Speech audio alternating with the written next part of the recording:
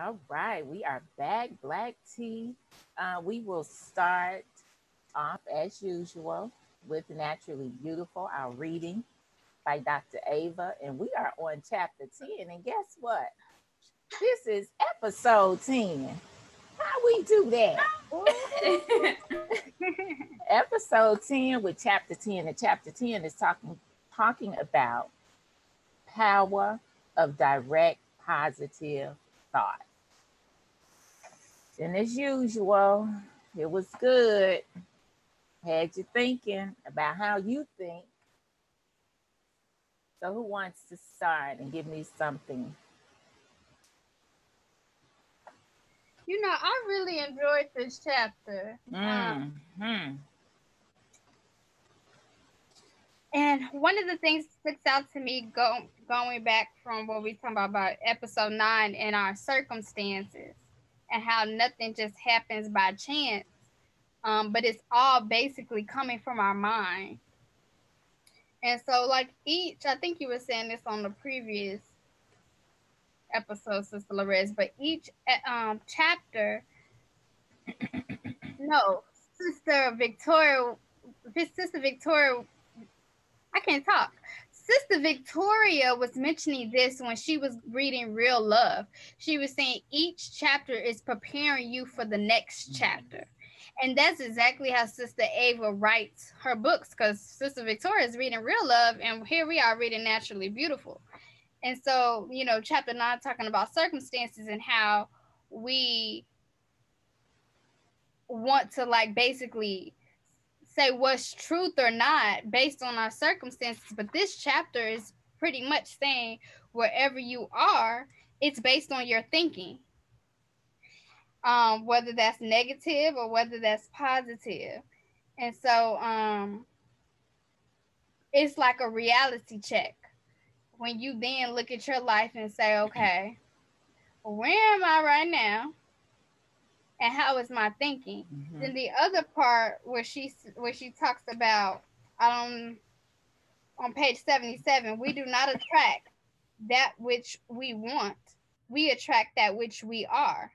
And she actually didn't say that. Dorothy Hulst, I'm not sure how to say the last name, but she was mentioning Arthur, and she's the one who's saying that, which is true. Like, we can want something, but we're going to get whatever we are, because it's like whatever you're manifesting in your mind is going to manifest in reality, and that's also going to manifest the people who come into your life. And then sometimes we're looking at other people like they crazy, but they're a reflection of our mind. And that goes back to self-hatred. We looking at other people saying things we don't like about them, but we're really seeing us in them. Yes, ma'am. Thank you. That is a really valid point, Sister Destiny. And actually similar to what you said, what stood out to me was on page 76, where she says good thoughts bear good fruit, bad thoughts bear bad fruit. And also on page 78, when she says we are so anxious to improve our circumstances, yet we are so unwilling to improve ourselves. And that made me think about, all of this just makes me look at myself. I'm like, wow, you know what? I do want to improve my circumstances, but in order for me to do that, then I really need to be focused on improving myself. That's first and foremost, because once I improve the way that I think, once I improve just my overall lifestyle, then whatever is inside is going to become a manifestation outside. So that on page 78, that really stood out to me. Yes, ma'am. Thank you so much. And then I had a thought too, because I never talk about myself being or having circumstances. It's always, you know, like a situation this or a situation that. So I just wanted to get a definition of what a circumstance is. And it says a fact or condition connected with or relevant to an event or action. A sentence, we want to marry, but circumstances didn't permit. So there was some kind of action that caused them to not be able to get. So I just wanted to to do that right quick. And then she said on page 74, it's so much in this. I mean, my book is all marked up. She said, circumstances do not make the woman, they manifest what she is. So they bring out of us who we are. And then at the bottom, she talked about how to eat to live.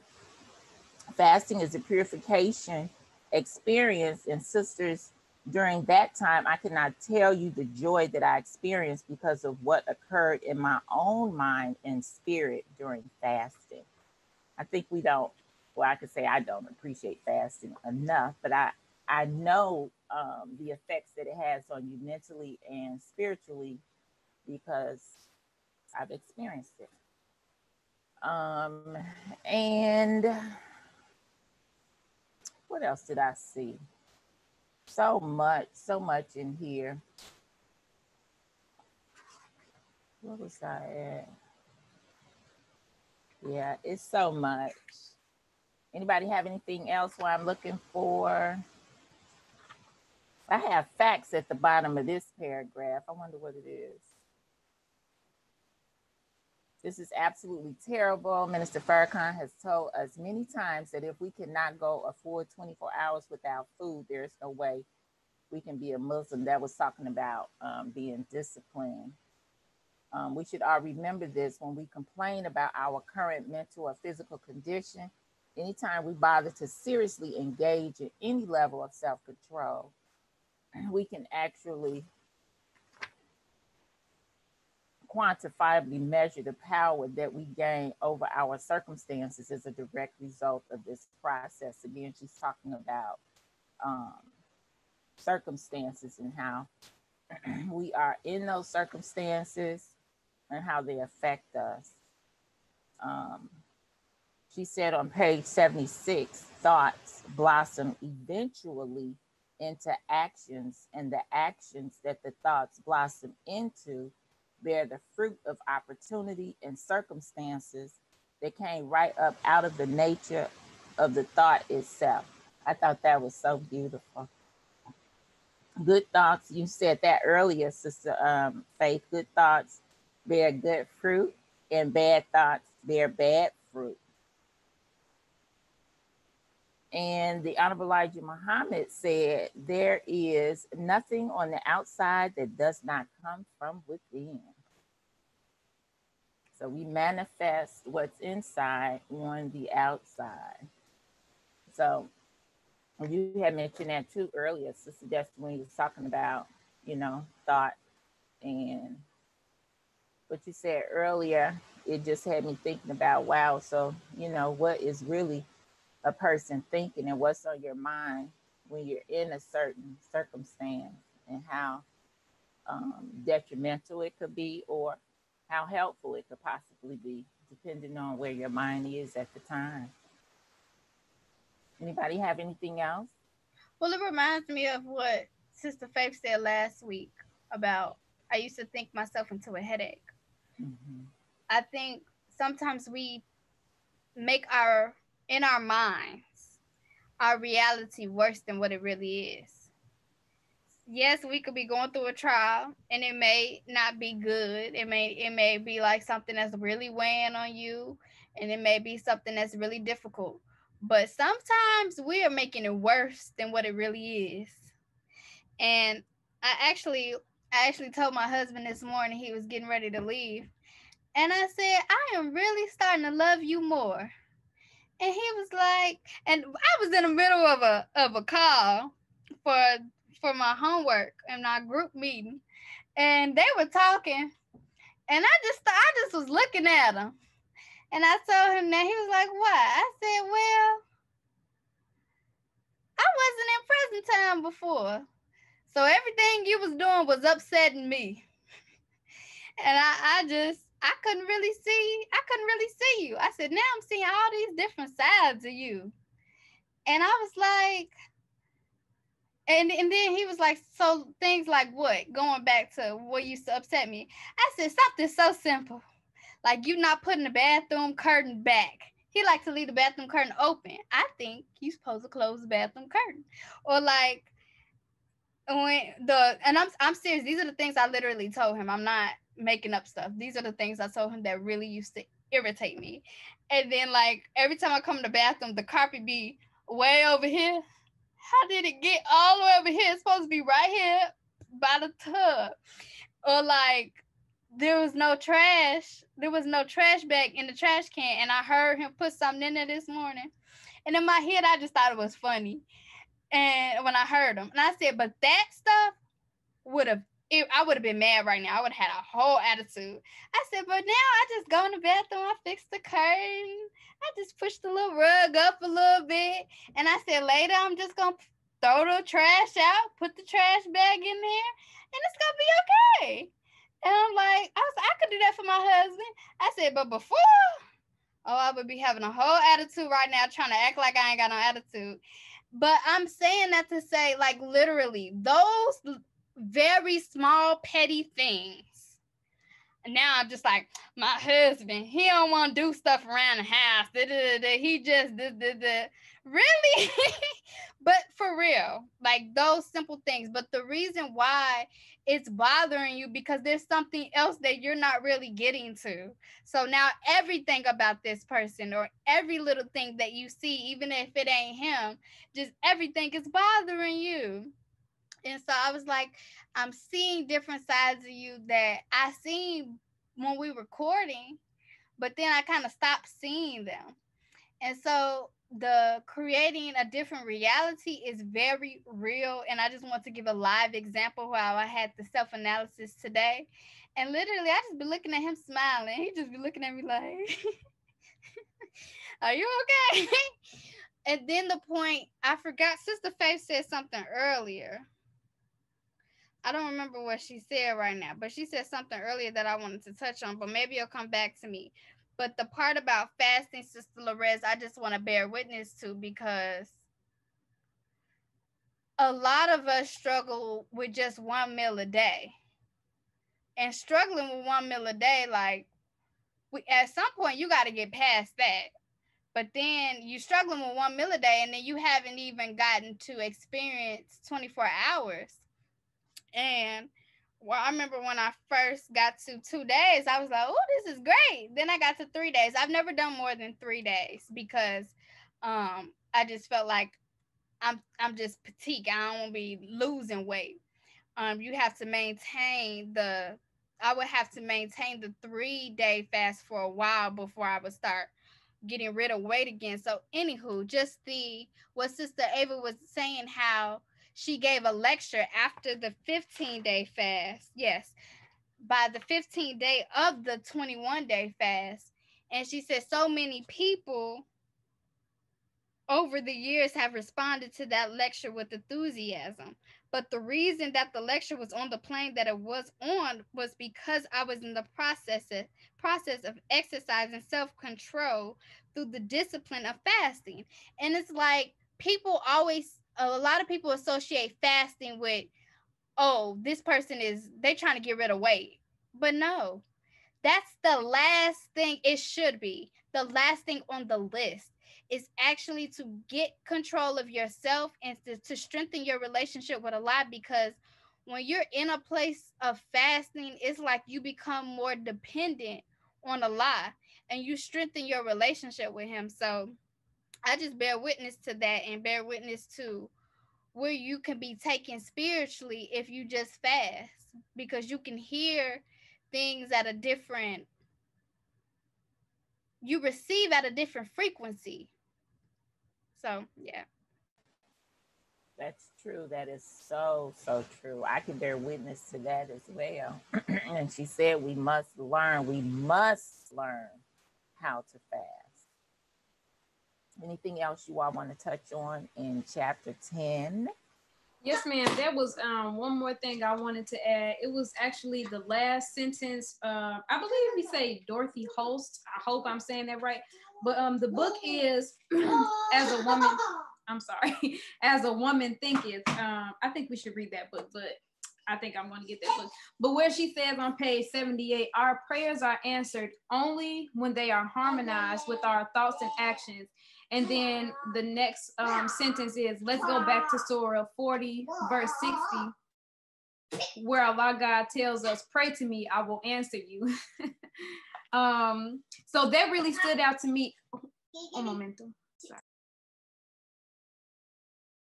Okay, I'm sorry. So that really stood out because we can think that we want something, but if our thoughts are not in alignment with what we say we want, then we're not going to get it. We're going to get exactly what, I guess, she also mentions it here about our subconscious mind.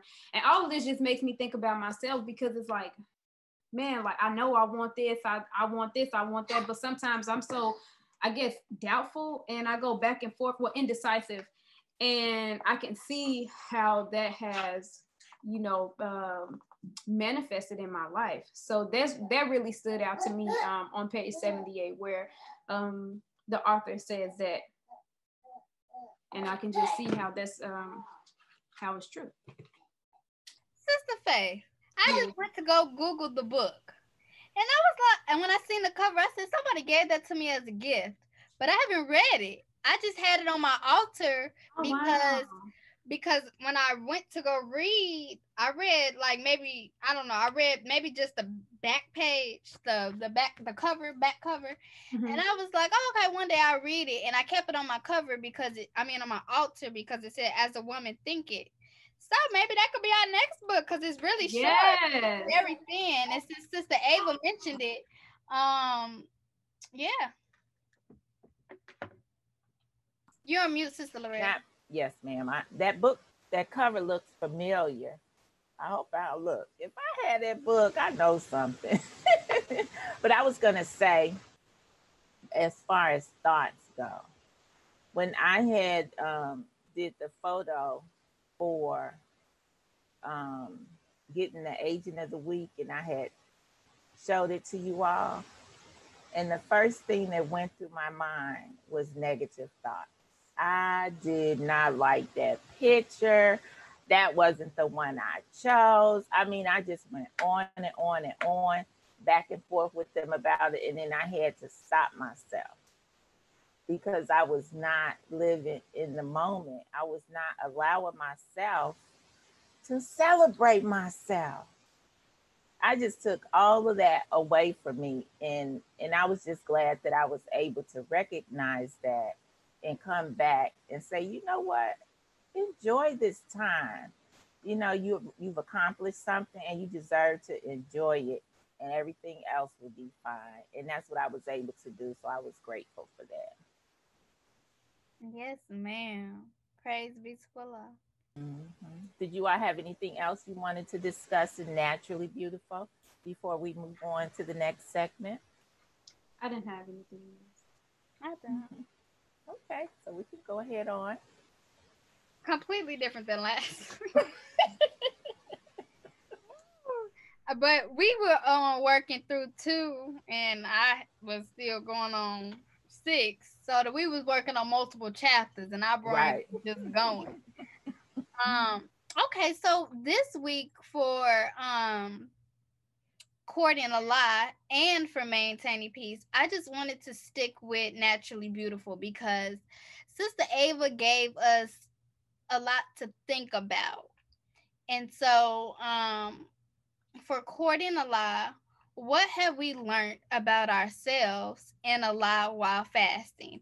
And this could be any kind of fast that you have done before. It doesn't have to be like, I haven't fasted since whenever. Whatever. Just go back in your mind, think about a time that you fasted, even if it wasn't for 24 hours, but you did something of a fast. Like Sister Ava said, for her 15-day fast, I think she did like 5 days of a juice fast. So it was still a type of fast. She was still fasting from food, even though it wouldn't be technically like a food fast, because still the fruits of food, but it's a type of fast. So any type of fast you have done, and if you can't personally think of anything that has to do with food, then use something that you have given up. So just putting that out there. So I'm gonna say it one more time. What have we learned about ourselves and Allah while fasting? Um, the thought that came to me was it was actually during Ramadan. It was at the end of Ramadan, and my mother unexpectedly ended up going into the hospital. It was a whole situation, one thing after another. And I was grateful that I had just completed Ramadan because I was in a different space mentally and spiritually. So that just allowed me to be able to handle the situation a little differently than I probably have otherwise. And I think it it just strengthens your faith. For me, it strengthens my faith in a lot, and then it I think it gives me a sense of I don't know, maybe a sense of comfort, but it allows me to see what I'm capable of doing and accomplishing because, it is discipline. And if that's something, that you can accomplish, the minister say if you can just do 1 hour or one day, you've done something. So yeah, it just gives me that feeling of being able to accomplish something and to be pleasing to Allah at the same time. So for me, the very first time that I fast is the tense fasted. That's past tense. It just don't sound right to me. Well, the very first time when I participated in fasting, I'll say it like that. I was angry. Oh my gosh, I was so angry. I didn't have the right mindset going into it. So when I was in study group one time, Brother Troy said fasting is not abstaining from food. Like you have to have the right mindset when going into fasting.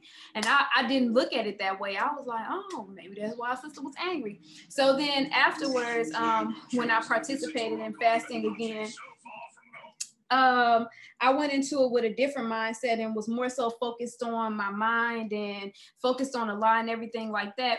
And I felt so much better. Like this was when I was working overnight. So it was kind of easy to fast, but at the same time, it was a little difficult because I'm just sitting at a desk and it was like, okay, I'm just bored. And then my stomach will start calling for food. So I'm like, okay, let me just do something or read something or something like that. And I felt myself, that was the best time of my life. Like I just felt, I don't know, it's like I guess like a sense of peace. It's like, you know what? I don't care what you're going through. You're not about to come over here to me with this negativity. I know how to handle this. I got my own vibe going on. I got my own aura going on. So you can't even bother me. And it's just what it makes you ask, what have we learned about ourselves and Allah while fasting? And I would say what I learned about Allah, I don't know. Allah is just a master. Like you have to have a certain level of discipline and self-mastery in order to do that. So, to do that frequently and just to live that like all the time. Like even if you're not fasting, you still have that same sense of discipline and that same mindset. Like that's how I look at Allah. I'm nowhere near there yet, but I would love to get to that place. And I think the longest that I've gone without food, it was 3 days as well. I don't think I've gone past 3 days, but with water, I think it was about a week. I think I did a week straight with just water or juice or something like that and no food. And still the same. I just felt it was just really good. It was like I didn't hear the ants like the most honorable Elijah Muhammad said. I didn't hear the ants. That's what I was trying to do. I'm like, I want to hear the ants walking, but I didn't get that far. So inshallah one day I'll be able to hear the ants walking. Yes, ma'am. Praise be to Allah.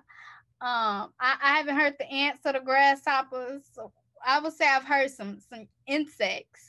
I do feel like you hear them a little bit more when you're walking outside, but I won't necessarily attribute that to fasting. I'm just gonna attribute that to because I'm in a state where there's a lot of nature going on out here. So one of the things that Sister Loretta said about what the minister said, if you could do one hour or one day, you've done something. And I think that that's one of the things through fasting that I've learned through a lot. That if you keep trying to push yourself further and further with fasting, that it's like, to me, it's like a lie showing you like you could do this. And it's like a lie showing you that sometimes we limit ourselves. Because one thing that I learned about myself before the nation, I remember participating in Lent. Now I never practiced. I always mess that word up, so I'm gonna say I didn't associate myself with being Catholic, but I was working at a company where there was a lot of Catholics and they had Lent going on. I was like, well, I'm gonna fast. And so every week during the month of Lent, I fast from something different. I remember one of the weeks was just juice. I remember one of the weeks, the last week was like no sweets, which was very difficult for me back then. But I did something different every week. And I think even one of those weeks I probably did like no meat. This is like way back when I was not vegetarian or anything. And I'm saying that to say, like,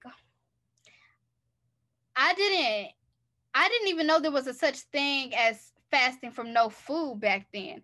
And that sounds kind of crazy now, but I was literally just thinking about this as I said the question out loud. I was like, I don't think I knew people who were fasting from food, like just wasn't eating anything before the nation. I knew people who would fast, just like I said, for different weeks, different days. You say, I'm not going to eat this, but not like literally I'm not eating at all. And so to come into the nation and know that people fast, and some people are fasting regularly, and then I started fasting regularly, it's like, where had that been all my life? Because just imagine how enhanced our senses would be if we had been practicing this from being a child. And I've never met this sister, so I probably will pronounce her name wrong, but Sister Yaner Kiss Zaid, she made a post. I wonder if I could find it really quick, but she made a post about her children eating 2 days a week. She said, that's why we have to train our children and ourselves to eat between the hours that Christ recommended for us. My children only eat 2 meals a day, at 12 p.m. and between 4 to 6 p.m. When they get to adulthood, it'll be nothing for them to switch to 1 meal a day. So I said that to my husband, and I was like, wow, I thought children were not supposed to have, I thought we're not supposed to have children fasting. He said, that's not fasting. I said, okay, yes, sir. I said, that's teaching discipline. And he said, yes. So it's like, wow, like teaching the children to eat at 12. And then, if they're still hungry, they eat between 4 and 6. And that's it. And I mean, I know some children who went through Ramadan. And I mean, they're young children. I remember in Chicago, there was a young child doing that. I was like, he really participating in Ramadan? But it's just because they're being accustomed to that. That's how they're being reared. So that's some things that come to mind. And so the limitations that I will put on myself. And then Sister Faith said about what the Brother Troy said about that we are not abstaining for food. And it's so true, because our body honestly can't even take that much food. Now, if you're going through certain circumstances, you may have to eat a little bit more. You may have to eat at different times, but it's based on the circumstances. But it doesn't take away like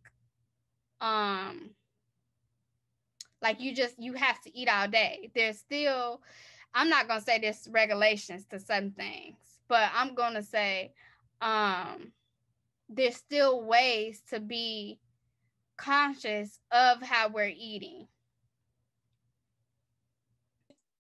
I just wanted to add something. It's not really about, it's about fasting, but not really. I wonder how our bodies would be affected.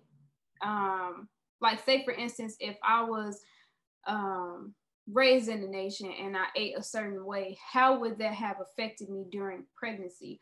Because for me, with Zaid, not was I with my current pregnancy, the first trimester was like, I'm just gonna eat whatever I can, if I can, when I can, because I couldn't really eat.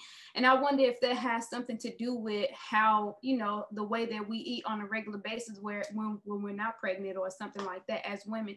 So I know in How to Eat to Live book 2, the messenger does say not to fast, or we don't have to fast, and we don't have to eat one meal a day while pregnant. But just from my personal experience, it's like, man, I'm just trying to eat because I know I have to eat because I have another life inside of me. But it's just really difficult. And if you all know any other things, like that's something I would really like to look into more about women in pregnancy and things like that, and how it affects our body, and just, I don't know. But I think it's Yanir Kiss. I think that's her name. I know exactly who you're talking about. She just got married. Praise be to Allah. But yes, ma'am. Yes, ma'am. Sister Naima Muhammad, I'm gonna send you a video, Sister Faith. I'll just put it in our group chat. But she was eating every other day, and when she got pregnant, she went to just eating one meal a day. And when I watched that video where she talked about she did it throughout the entire pregnancy until like the last few weeks. And her first pregnancy, she went over 40 weeks. So she was past full term, which made it even more beautiful. And she said the doctor still told her that she was high in iron. It wasn't until the end they said she needed something, but it was like the very end, like the last few weeks. So then she would start having smoothies in the morning, but she still did one meal a day. And then I was just like, well, praise be to Allah, to you and your baby. And baby still, I mean, he just looked very healthy and smart. He be doing stuff with her, just from what I see on social media, because I personally don't know her. But I just think that that's really powerful. And that's the only mother that I've heard about in the nation. But there's probably other mothers who have done that. And she wasn't taking a prenatal either. So it's just like, okay, gone sis, she was getting her Navy beans in. Praise be to Allah. So yeah, I'm gonna share that video. Anything else? Okay, Sister Lorez. Oh no, I was gonna ask anything else before we Okay. Yes, ma'am. So we're gonna move on. So for the next segment for maintaining peace, still staying on naturally beautiful. 2 questions. It's not that long like last week. So the questions are: is there peace in your prayers being answered, even if you don't receive the answer you were hoping for? And I'm just gonna pause right there. I think we can answer that first. For me, that's a absolutely 100% yes. Because I would rather for my prayers to show up than not show up, and to show up in the manner that I didn't expect. Because, I mean, that's a teaching moment right there. Oh, this is how that's supposed to look. I learned when I was in Buffalo in New York for 2 months, and the way that Allah had set everything up for me. I was there to work on an assignment, and everything was just set up in such a precise manner that I could not have done that myself if I had been responsible for doing it. So it just showed me another way of how Allah operates, and you'll recognize it when you see it, the way that He works and how He blesses you as well. So this is an interesting question because I'm having a conversation with a sister yesterday, and she mentioned this, having peace and knowing that your prayer, exactly what she said, having peace and knowing that even what you wanted is not going to be, but it will still answer, pretty much like that. Okay, so I was having a conversation yesterday with a sister about this, and she said that have peace even if the answer isn't what you wanted the answer to be. So I have to learn how to trust a lot and know that really just get to a place where whatever Allah wants for me, I want for me, and not think that I want better for myself than the person who created me. I'm not there yet. I'm working on that. I don't even know how that looks to know. I mean, I don't know how it looks to accept the fact that I wanted something, but it wasn't meant for me. I don't know how that looks. So that's something that I'm working on. So I can't say that I have peace in that area yet. I want to have peace in that area. I'm striving to have peace in that area, but to be 100% honest, no. I don't even know how that looks, because I don't even know really truly what Allah wants for me. I'm still trying to figure that out, because I don't know. So that's how I can answer that question, Sister Destiny. And that's a really good question. Thank you for that. So I think one of the first things is relinquishing control. So I was very good at this during when I was courting.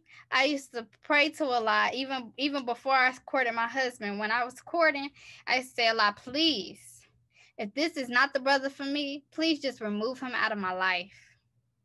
Please show me that it's clear that he is not for me. And then I used to do that for the beginning with Khalil and I. And then when I really started like, this might be, Khalil might be the one, I'm like, okay, Allah, don't let me be claiming something or wanting something more than what you want from me. So please remove him out of my life and remove me from his life if this is not good. That used to be my prayer. And I felt like that would give me the true peace, because being with somebody over a course of time that is not for you, I would feel like is wasting time, which really it would not be, because you would learn many lessons. But that was something that I truly wanted. And so I'm using it as an example to say, yes, it would give me peace. I'd say now in my state of, since we talked about it last week, of not being honest with myself, I lost how to have real conversations with Allah. Like, I was praying to Allah, but it was like generic, like, Allah, thank you for your mercy, your grace. Thank you for your protection, for covering me. Thank you for this day and this moment that's not promised to me. And then I'll say a few more things. And I'll say something like, thank you for allowing me to be on the journey of marriage. And then I'll go into, I bear witness. Like, I just was not saying anything of like, I need help with this, or can you show me this? Sometimes I'll say, can you show me that? But it wasn't consistent. And so going back to what you said, Sister Lorez, about talking to Allah like he's your father, I'm back to that place, and now I want to strengthen it some more. But I think it's very important to consider what stage you are in your prayers. Like, in that not being honest with myself, I really wasn't asking for anything. And when you're not really asking for anything, you're just gonna get anything.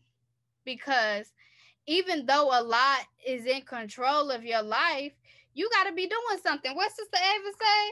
We won't change. What she say? Y'all can help me out if y'all already got it. You said we want, yeah, go ahead.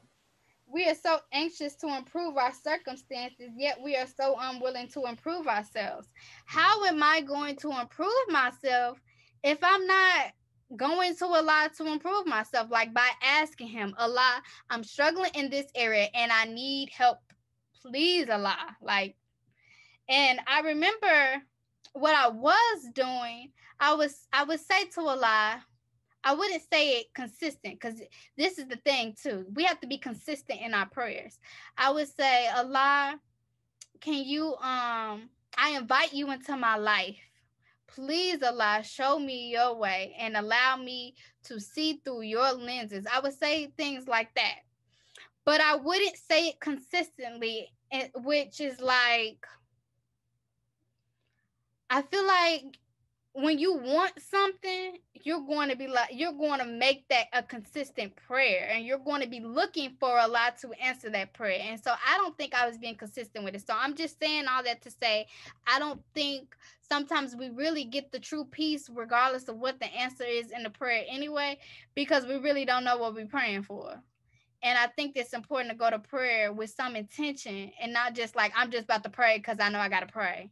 And so I just wanted to say that. Anything else before the next question? Yeah, I think when I learned that um, Islam means submitting your will to do the will of Allah, when I learned that I have a will and that my will was taking me in a direction that I did not need to go, and that I had to submit to Allah, fully submit to Him and allow Him to be in control of my life, then that's when I learned that he's just totally in control. He's gonna take care of everything, and I didn't have anything to worry about, regardless to how it showed up. I think my main struggle was with dealing with my children, because I had never been taught properly how to do that. I was a young mother and did not get the proper training from my mother on how to be a mother. So I think that was something that I totally had to just give up and submit to him with, and allow him to guide me. And trust me, he guided me to some places I did not want to go. But I knew in order for me to heal and to give them what they needed, I had to submit to his will.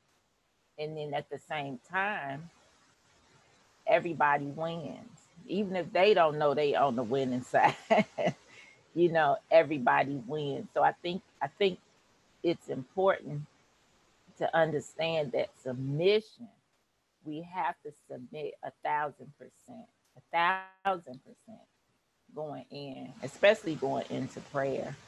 And I'm really just learning how to go to Allah in prayer.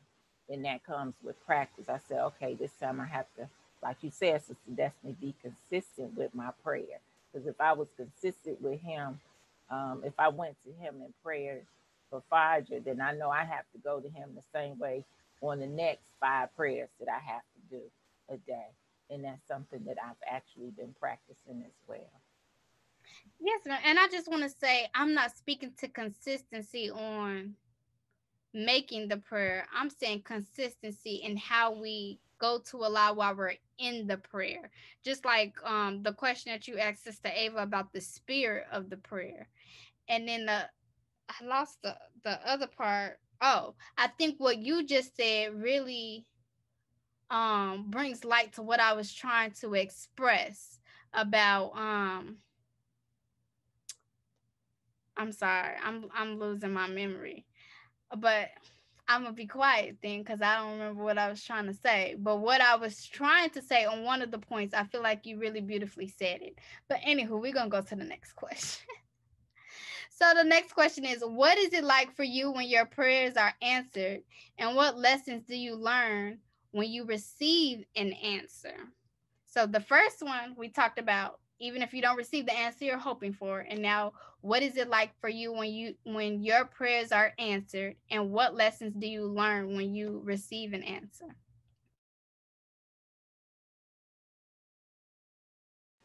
I think it was Sister Rachel. She's been doing her Reiki online, and she said um, in one of them she used the word trust, and then the next one, the process. So I'm learning to trust Allah's process because He has a process, and I'm learning to trust that. Um, yeah, I think that's what that is for me. Just learning to trust the process and being patient. Oh, Allah, patient is so key. So for me, one time, this probably sounds bad, but this just goes to show how my mind is just all in shambles. But I remember coming into the nation, and I was asking a lot. At that time, I was just saying, God, I'm like, oh God, I'm like, please show me that this is where I'm supposed to be. Like, make it clear, make it plain, just let me know. And that same day, my sister sent me a book, and I still have the picture in my phone, but it said, My Friend Faith. And the girl on the cover, she was a Muslim, and she had on this wrap and everything. And I was like, am I being spooky? I'm like, hold on now. I knew, but at the same time, I was just like, it happened so quick. I was just like, oh my gosh, like it just freaked me out, but I was excited at the same time. And so, yeah, that was one time where it just happened right away. But I had been praying for it. Like, I'm like, oh, I know, you're in process. Well, I don't know about for y'all, but me, I was in processing class. I had a ton of questions, and I'm like, hold on, you mean tell me a man can have more than one wife, and just going on and on about all of that. And so then when I had that, and when I actually went, and it was on a Sunday when I got up, and I was like, okay, yeah. So that happened during that week. And then Brother Abel spoke. I spoke about this in our previous podcast when Brother Abel spoke, and he said, I am a black man. And I was like, all right, brother. So that was one time where I really remember my answer. I mean, the prayers. The answer to my prayer was like answered. It was just like, okay, I know this is for me. And I just felt really good about that. And at that point in time, it was like, okay, I have to trust this process. But then coming into the nation and being in there, being a member, being MGT, it's like, oh, this is not a joke. Like, I'm going to be tried. And now it's just all of these different things. And it's like, I'm grateful for that, because had it not been for the nation, I wouldn't necessarily look at things in my life as, okay, this is a trial, or this, I'm being taught something, I have to learn something from this. So that part gives me some sort of ease. But did I answer the question? Because I'm looking and I'm like, hold on, let me make sure I answer the question first, because I don't be wanting to ramble on and on. But I think the lesson that I learned from that is to trust Allah at that particular point in time. So now I know that I have to trust Allah, but going further into it and just experiencing life, it's like, wow, that's so much more easier said than done. And similar to Sister Lorez, she said that she's learning to trust Allah's process. And I don't know if you meant like currently, or if that was in your past. If you meant that, can you just give me a little clarity? If you meant that like now or in the past, you were learning to trust Allah's process. That's 24/7 for me. Okay, yes, ma'am. I'm in the same boat. I'm right there. I'm like, okay, I need to trust Allah's process, and I need to. I just want to get rid of my will. It's like I don't want my will to be anywhere in my thought process. I just want Allah's will all up and through me, because I know that, when you're going in a direction that you're not supposed to go in. At least for me, I know when I'm going in a direction that I'm not supposed to go in. But it's like, okay, I have this knowledge up in here, but am I really practicing this? But I'm going off topic. But yes, ma'am, Sister Destiny, that's how I can answer the question. I wanted to mention will as well, because we know desire feeds the will. So our will is not like a negative thing. If desire, Sister Ava spoke about that in the book too. What page was that? Where she spoke about desire feeding the will. Page And 77. And I think that's one of the lessons in the nation that has always stuck with me. We learn in the study guides that desire feeds the will. And the will, which is conscious and deliberate action, is where our power is. So we have power in our will. I think it might be, if we go on it without Allah's help, it's almost like abuse of that power. So, if that makes sense, I just didn't want us to think that our will means nothing at all. That's a very important and powerful point, Sister Lorez. It's not for us to get rid of our will. It's for us to align our mind with Allah's mind. And when we align our mind with Allah's mind, our will is going to align with the will that He has for us. And so that's what's really important. And I think that's the power in us um being unique, and the power in us having a purpose, and the power with us having passion is being able to control our passion, and for our passion to align with our purpose, and for our passion and purpose to be godly. But we don't get like that until we're aligned with Allah. So I think it's all very powerful, but I also think looking at what Master Fard Muhammad told the most honorable Elijah Muhammad about his mind, and I don't remember the exact words, but what I'm saying about aligning your mind with Allah's mind, that's all of our goals as students, and all of our goals, it should be all of our goal as members of the Nation of Islam, for that to happen. And so thank you for bringing that up. So in terms of I remember my point about control. I think that, Sister Lorez, how you were saying, whatever you know that Allah, basically you were saying that no matter how it goes, like this is the way that it's supposed to go. And you just seem at peace with knowing that you don't know what your life about to look like, but you know Allah got you. And I think that's one of the greatest peace. I think sometimes we get confused with our general orders of like, take charge of this post, and then we trying to take full control. We're not taking charge, we're trying to take full control over our lives. And so one of the biggest lessons that I learned is that, and that I continue to learn, is that I don't know anything. And that the only way that I'm going to continue to learn is if I'm humble. And that's one thing that I love about what Sister Mecca says about, I humble myself and I kneel down and pray. Like every time I hear it, I be like, yeah, if I want to be more humble, or if I want to know something, then I better get to praying, and I better get to studying, because that's the only way that I'm going to continue to learn. So I think the reason why I'm saying that, because it's like, well, what does the prayer have to do with that? I'm saying that because we know without a prayer without works is dead. Like the prayer is just, you might as well null and void it. You might as well not be praying if you're not going to do anything. So that's why I say that, because sometimes you can be doing a lot of praying and you feel, because the prayer is supposed to charge you up, but you're not really doing nothing. You just all charged up for nothing because you're not doing anything. And I feel like I learned the most when I pray, even in difficulty, and I still get up and work. And that goes back to our emotional episode when I was talking about praying, and I was like, well, I start working, but then I start crying.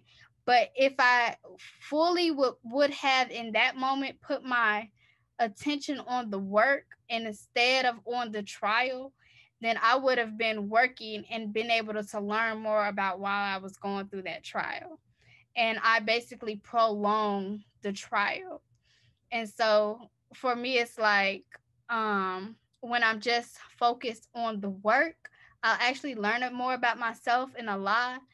And I actually learned too that the answer to my prayer is not necessarily going to be so instant like Sister Faith gave. Sometimes it does work like that. And sometimes the answer comes over time, but you have to be doing something in order to even receive the answer. Because a lot of times we receive the answers, but we don't want to believe it. Or we be asking a lot, just give me one more sign. So that's what came to my mind. Yes, ma'am. And when I had said, when we had talked in the chat, when I had said I was praying, asking Allah to show me the steps I needed to take to get this done. And he said to me, well, first you got to finish step one. So, and then as soon as I got that message, I was able to complete that task, because I was literally struggling with completing that task, every time I would try to go and get some information, I'm like, oh my God, why does this have to be so confusing? Why can't they just make it simple? And it was like a light bulb went off and everything happened just like that. When I asked the question, and all you have to do is ask, it's really as simple as that. So I just wanted to share that moment. And I thought that was so powerful, Sister Larez. And I think it's not just that we have to ask, but we have to be willing to receive whatever it is. And I think that that's what you express and that's what you actually demonstrate. You like, I really think that you believe that Allah is the best of planners. And I think, you know, that's beautiful, because sometimes it's hard to accept that when it shouldn't be. But that goes to why we create things, our own reality that is not the true reality. So yes, ma'am, thank you for sharing that. So if there's not anything else, we are ready for come on, sis. Come on, sis. Okay. So I actually have a question for come on, sis, similar to last week. What does it mean to give someone else your power?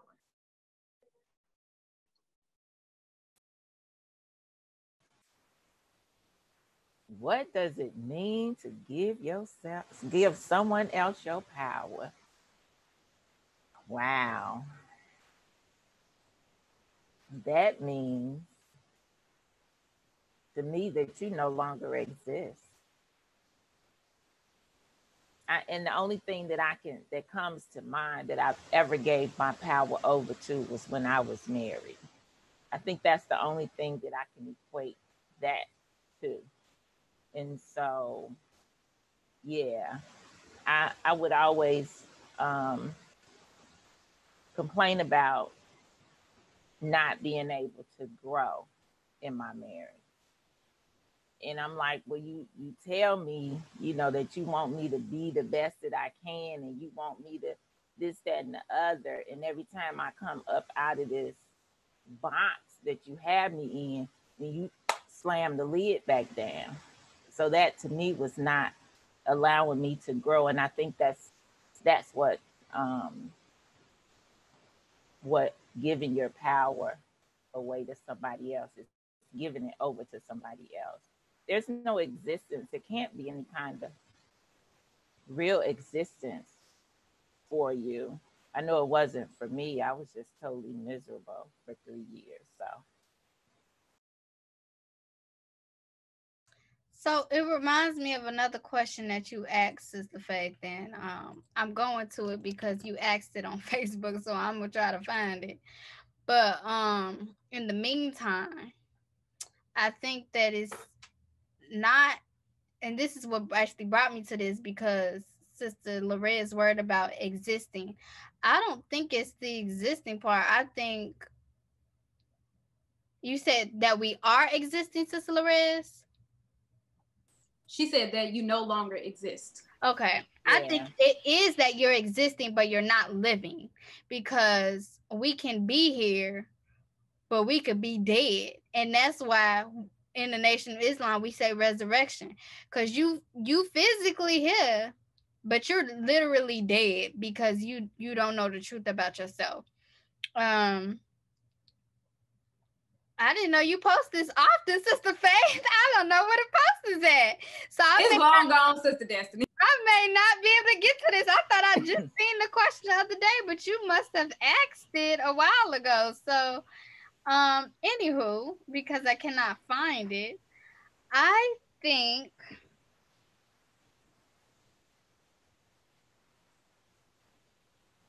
it just truly happens when we don't know who we are. When we don't know who we are, I think we become yes women.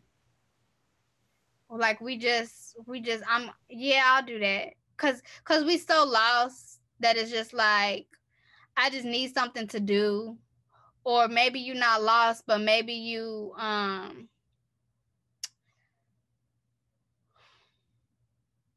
we get in a place where we're bored. And I don't remember what it says in the teachings, but I know that we're not supposed to ever be bored. with all this knowledge and wisdom that we got, there's always something for us to do. We should be building something. We should be creating something. And I think that we relinquish our power because we're not willing to get through our trials. And this brings me back to numerology, Sister Faith, because as we look at the process and we look at the cycles of life, when you get to that third phase or that third mark in life, that's the trial. And then after that, you have the struggle for balance. And then after that, you have power. And so I'm saying that to say that you don't really get to the power unless you're really fighting through the struggle, through the trial. So it's like if you're not really willing to get through the trial, then I think that's when we start relinquishing our power. When it should be that, Allah, I see you as the powerful, and see you as almighty, and I'm looking for you to work through in my life so that way I can know what to do. But I think we start looking to other people. Maybe that's the point that I'm trying to get to. We start looking for our answers in other people instead of looking at Allah, because that's really where we even get power from, our submission to Allah.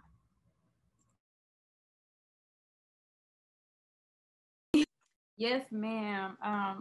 Yes, ma'am, Sister Destiny. So the other part to that question, yeah, I didn't tell y'all it was a two-part question, but the other part to that question is, okay, what does it mean to get it back, to get your power back, and get to a point of not allowing yourself to give it away again?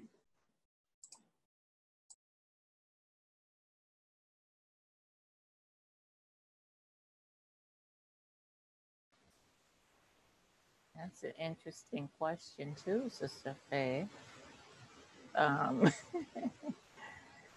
you said, what does it mean to get it back and to keep it and not give it away again? Yes, ma'am. I think knowing how that felt in giving it away, the circumstances, what it did to you, and then to get it back, what that feels like, to even know that you have power. I think I realized power that I had younger. I was older when I realized, oh, I didn't know that I would have been capable of doing that. But yeah, so that's it for me. So I'm going to backtrack because I found the question, and I think it still ties into the second part. The question that you posed, are you living in the now, and how do you know?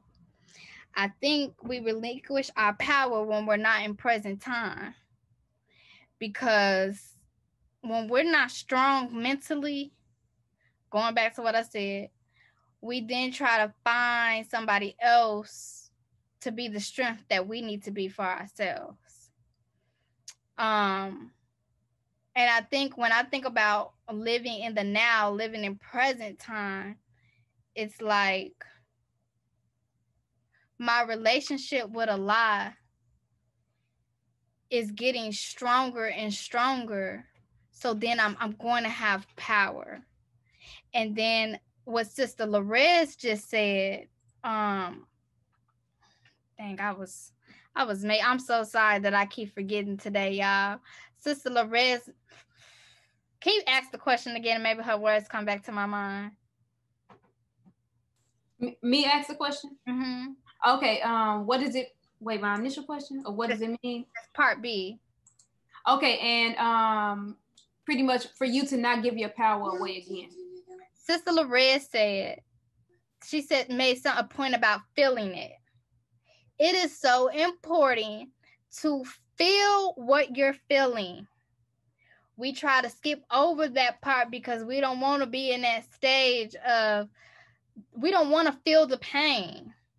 The Honorable Mr. Louis Farrakhan said, pain is the mother of creativity. So at some point, you better sit your butt down, feel the pain for the moment, and really, really, really go back to multiple episodes, ask aloud, why? Why now? Like, and just be with the pain for the moment, so then we can go to the next stage of creativity, and creativity is motion. And it goes back to what Sister Ava said about our signature being creativity. The pain that we went through is part of our signature.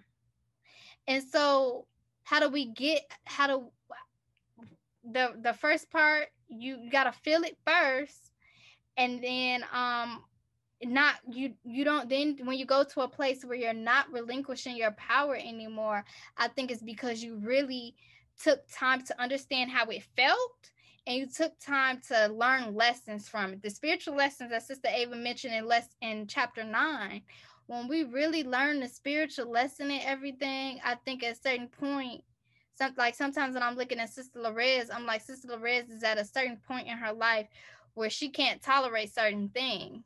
And I'm not saying that we're not in that place, Sister Faith, but it's in a different stage. But I understand what you mean. yeah, like I get it. Yeah, like Sister Larissa has went through certain things, and she just like, I ain't going through that again. Like sometimes when I hear her say that, even if she doesn't use those words, I can hear it in her tone, like that ain't gonna happen to her again. But like with me, possibly it could be like, I'll probably go through that once or twice more. But it just like, I think it has to do, like Minister Ishmael, Brother Ishmael said, he said Khalil may have more life experience. He said you may be older than Khalil, but Khalil may have more life experience than you. And that was his first time meeting Khalil in person. So for him to say that, it just had me thinking about it, and I still think about it often. But I think that has to do with why Sister Larez may be like, all right, because she done had more life experience than us, and she just knows certain things that she's not gonna deal with. So I think I hope, I know I've rambled tonight and I have forgot a lot tonight, but I hope that I'm still answering the questions and that what I'm saying is received. The other part of that, because I never really talked about being married. Once I'm done, I'm done. I don't see a point in me having a conversation about it. But I think with us talking, it caused me to, to think about it and then remember what that felt like. And to me, that was the most miserable time of my life. But I knew it was something that I had to get through, and that I had to do. I didn't know what stress felt like until that moment. That's when I realized, dang, stress is real. My hair was falling out, and I understood exactly how all of that felt. And I said, I will never, ever, ever go through that again. And I will never be in that kind of a situation again. And I was just grateful that Allah gave me the strength. And I didn't even know who Allah was.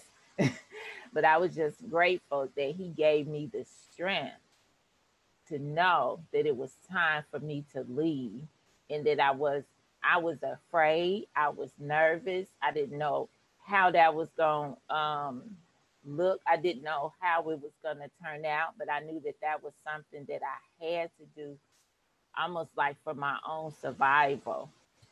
So. Beautiful question, Sister Faith. Beautiful. And Sister Larez, I think it's beautiful because you said you didn't talk about it. I think it's a lie bringing it back up for you as you think about what married life is going to look like for you. Right. He's bringing that back up so then you could pay attention when you start courting to like red flags or things like that. Like, I ain't going there again. Right. Because so I actually said that I would never get married again after that. But Allah, he put love back in my heart.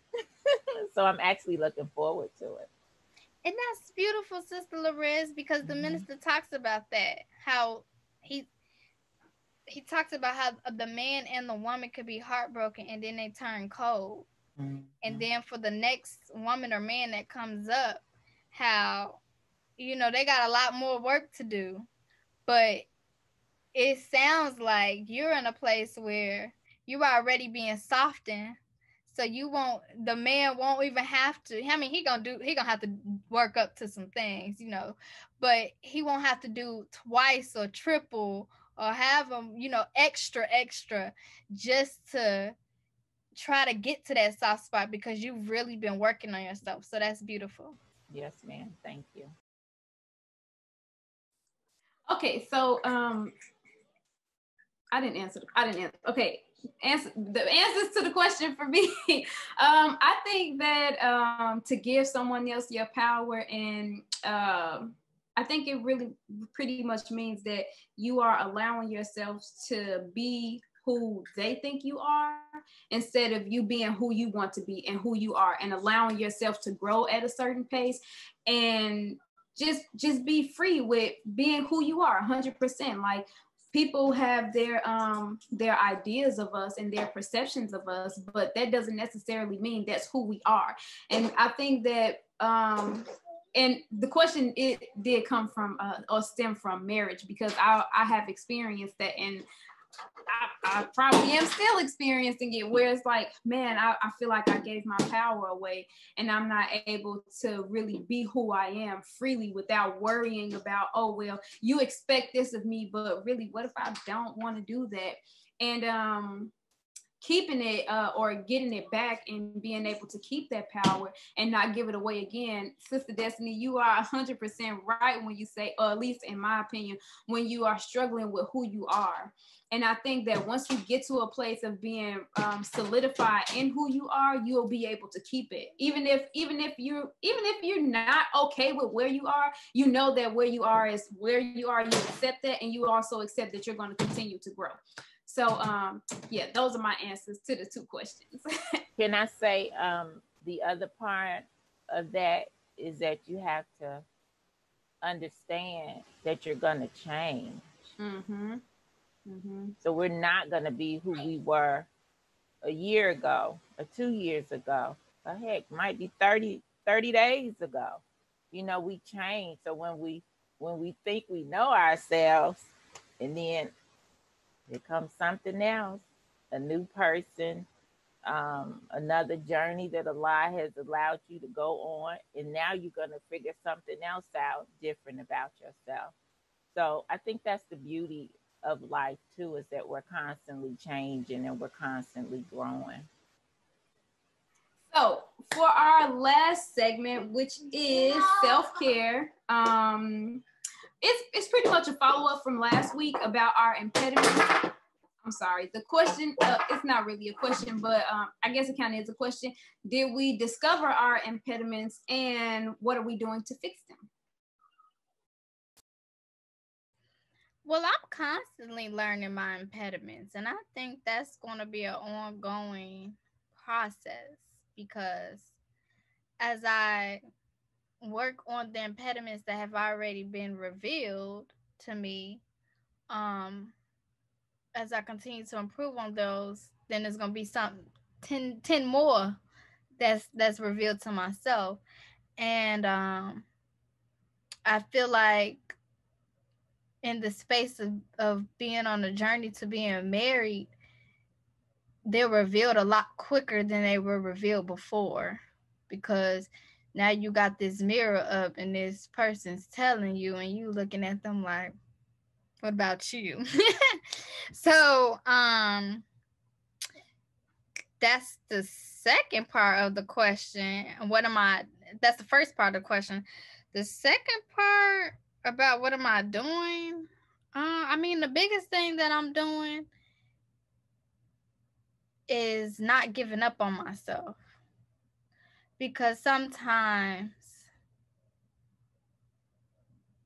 focusing on your flaws, you can get in a state of just like, well, why am I here? And it's like, Shut up. Just keeping it real. Just shut up. Get yourself together. Don't say nothing else. Listen to a lecture. Put that in your mind for a second and stop putting your thoughts in your mind because you starting to go crazy. So honestly, not giving up on myself and the biggest thing in not giving up on yourself is attending study group. Even when you don't feel like going to study group. To me, that's the biggest thing. Um,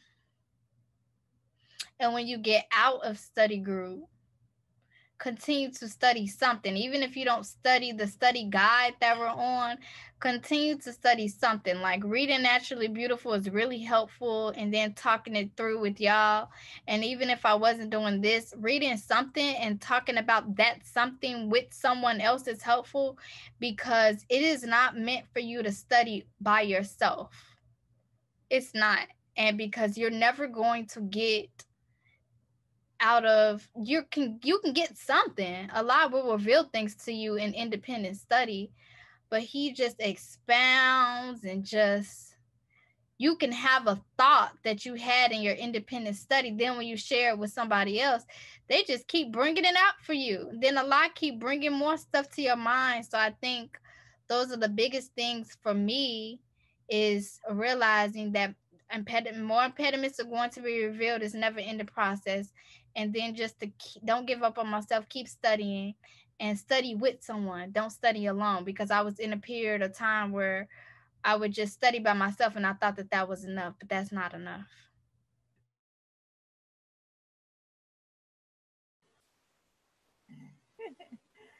Can you repeat the questions again, Sister Faye?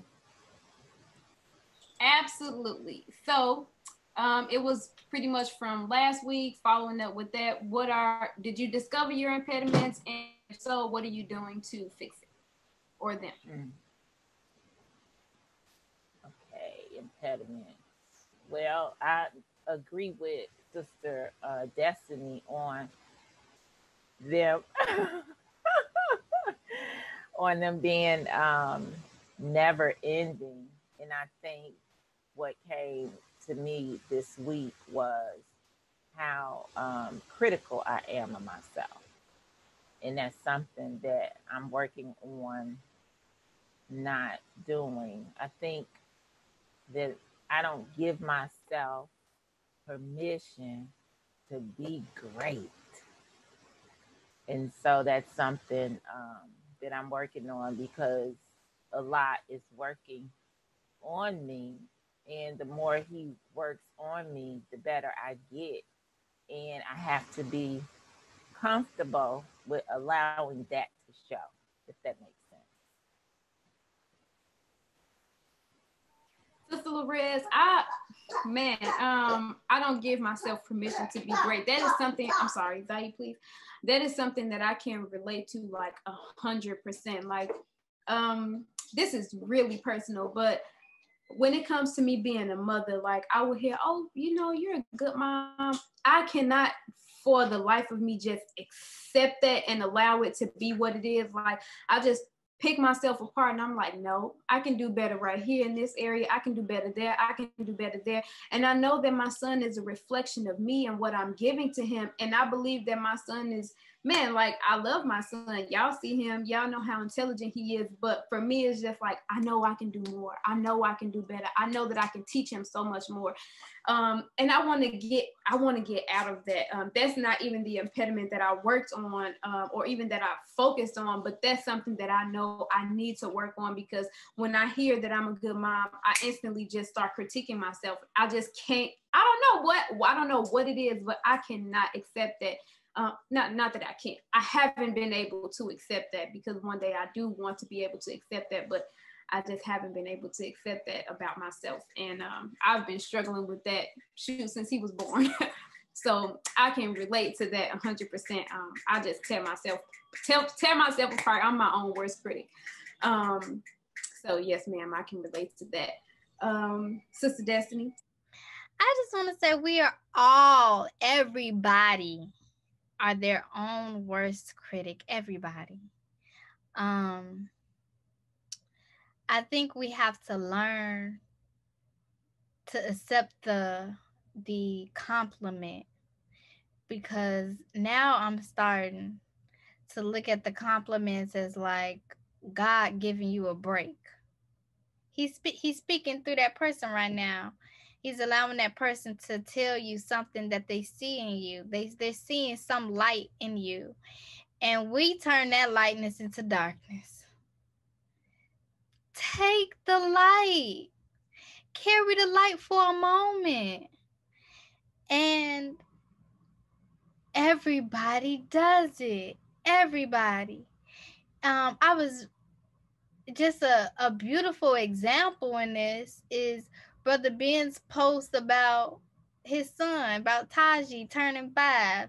And Taji, if y'all haven't seen it, Taji's sitting outside in the backyard and he posing like his dad. He's not even saying anything. He just posing like his dad. He's like, I'm done. He's like, that was me being daddy. And you know, Brother Ben, he's saying he asked these questions about, you know, am I a good dad? Am I doing this? Da, da, da, da, da. And I mean, but look at Brother Ben and all the things he's doing. Come on. Are you doing what? But we all do that, no matter how great you may be in your life, no matter if the minister is saying great things about you. It's just that's how we are. But it's a testament to us wanting to become a God. So it's also some beauty in critiquing ourselves. But in that moment, don't critique. Look, I'm starting to accept my compliments. Praise be to the Lord. Thank you. And let me sit on that compliment for a moment and think about it. Like, yeah, I do that. You know, we just, and even this might sound a little crazy. You know how a sister tell you look beautiful or something, and then we so quick to be like, I'm a reflection of you. That's good. Do that. But are you so quick to get it off of you? Like, yes. Say all praise is due to Allah. You know, all of that. But are you, and genuinely, if you genuinely mean it, like I'm a reflection of you, say it. But if you trying to get it off of you because you don't believe it, then you need to stop saying that for a moment. So I just wanted to say that. And I'm saying that because I'm starting to love myself all over again. And that's what I was gonna say to that, Sister Destiny. I was gonna add that when we see ourselves, when we literally look in the mirror and see ourselves, we should see some love. I should be able to say that I love me. Because if I'm saying that I love somebody that's a reflection of me, but I'm not loving me quickly, like you said, getting it off of me, then what's the point? So I think that all of that ties into that self-love and being able to love on ourselves and hug ourselves and know that we are worthy of all of it. That's right. Sister Destiny, I just had a question. Did you say that a compliment from someone is Allah giving you a break? I say yes because I said a break because of how we could be so hard on ourselves. Sometimes that compliment, for me personally, sometimes a compliment come at the right moment because it's just like, dang, I ain't no good. But this how we talk about ourselves. I ain't no good. I can't do nothing right. I'm sitting up here killing myself. And then somebody comes say these nice things about you. Even if you ain't been no good. Cause I mean, the minister talk about it. My husband's getting ready this morning. He was listening to the phone call radio, and the minister said, "Who holy?" A brother stood up. The minister said, "Brother, you better sit down." And my husband just started dying laughing. He said, "Did you hear that?" And it's really funny because we are silly. Like, the minister asks who's holy, and somebody had the nerve to stand up. And it's like, we're working on that. We're striving for that. And if the minister told you, you know, brother, you doing great, I mean, take that. Even when you know, the minister know, he know, he can look at you and see through you. But if he is recognizing, or if one of us is recognizing the good in one another, take that. So I did say that because I think, because Allah does not throw away anything or anyone. And when we are striving, even if we mess up, that's why I'm saying it. So that's why I'm elaborating a little bit more, because I think it's like, you better take this in and remember who you are. I actually got a wake up call, the Criterion, July 4th, when the minister was speaking. And I said, wow, we were welcome in the garden, even though we are not without sin. And that to me was the most beautiful part of that day, was that we're still allowed in the garden, even though we are not without sin. So we are worthy. So, Sister Destiny, I wanted to address something that you said about us saying, "Oh, I'm a reflection of you." Now, I struggle with ED. I don't know if y'all heard that ED, but I struggled with just my appearance for a really long time, and it wasn't really until I accepted Islam that I that. And I've just always been able to give other women compliments and just acknowledge the beauty in them, but I couldn't see it in myself. And it really took for me to start saying, I'm a reflection of you. Once someone complimented me, in order for me to really believe that about myself, because it was like, man, like, I know I can see the beauty in this sister or this sister, but when it comes to myself, I can't see it. So when I would say I'm a reflection of you, it just brought it back to me. It was like, man, I need to start looking at myself and acknowledging the fact that if somebody can give me a compliment and someone can acknowledge the beauty in me, whatever it is that they see that's that they think is beautiful about me, then I need to start being able to see it too. So that actually helped me to get over, I guess, that insecurity of feeling like I wasn't pretty enough or whatever the case may be. And that helped me. So yes, ma'am. But I do think that we need to work on that, work on being able to accept a compliment, but actually believe these things about ourselves. That's really important. And like you said, love Sister Lorez, like, we have to love ourselves. So what you said, we should be able to say, I love me. And I agree with that 100%. We should be able to say that, and not just say it, but really, really love ourselves and allow our lives to be a reflection of us loving ourselves 100%. So I didn't, did I answer the question? I don't even remember about, oh no, I didn't. Okay, so did I say about my impediment? Did I talk about my face? I thought you did.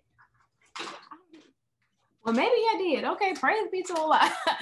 Okay, well, yeah, so wow, okay, that's it then. Did anyone else have any other comments or anything they wanted to add? I don't, but if you don't feel like you answered the question, did you have anything else to say about that? I wanted to say to Sister Lorez that, Sister Lorez, I really appreciate you as a woman, because I can tell that you have been through some things, and you are not, you're just not afraid to just say what it is and let it be what it is, but in an uplifting way. And I'm really attracted to women like that, because Sister Destiny, you the same way. And I appreciate that about both of y'all. Let me tell you something about loving myself. Give Sister Lorez her flowers. You ain't got to throw me in there. Yes, man. I put a butt in there. I said, but Sister Lorez. Yes, ma'am. But Sister Lorez, I just really appreciate that about you. And I wanted to say that I'm so grateful that Allah gave me this opportunity in life to meet you and have you as my sister. And inshallah, we will continue to be sisters in this journey called life. And I love y'all so much. But Sister Lorez, thank you so much. Like, you are just, you go, girl. Praise be to Allah. Thank you. Yes, ma'am. That's right. I love me some Sister Lorez too. Alrighty, so I guess that is it. That wraps up episode 10. Yay, praise be to Allah. We on episode Yes, it's such a blessing. Such a blessing. Yay! Yes, ma'am. So I guess that is it. And this was our episode of Black Tea. Assalamualaikum. Walaikum Alaikum salam. salam.